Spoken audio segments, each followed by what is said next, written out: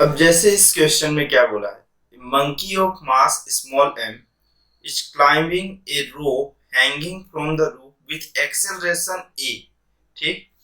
क्या हो रहा है कि एक मंकी है जो एक रोप के थ्रू ऐसे वो हैंगिंग है और वो कैसा क्लिम कर रहा है, मतलब चढ़ रहा है ऊपर की डायरेक्शन में एक्सेलरेशन ऑफ ए के साथ। The coefficient of static friction between the body of the monkey and the rope is mu. Find the direction and value of friction force on the monkey. पहली बात तो ये कि अगर ऑब्जेक्ट ऑफ कभी भी अगर ऐसे ऑफ स्टैटिक भी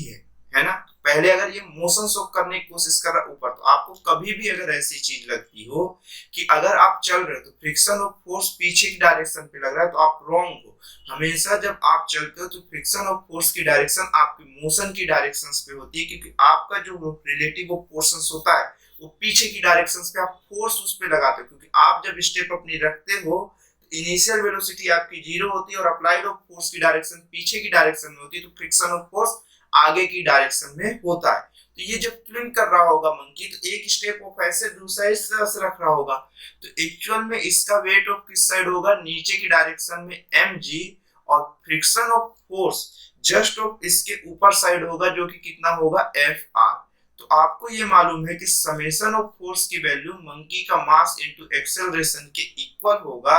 और मेरे पास यहाँ पर से ऐसा बोला है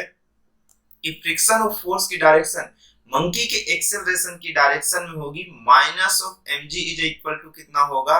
m इंटू ए। तो फ्रिक्शन ऑफ फोर्स की वैल्यू ऑफ मास को अगर मैं कॉमन ले लूं तो g प्लस ऑफ ए होगा, और इसकी डायरेक्शन जो होगी वो अपवर्ड होगी। तो मेरे पास सिर्फ एक ऑप्शन बचता है, ऑप्शन नंबर ऑफ ए। ठीक है,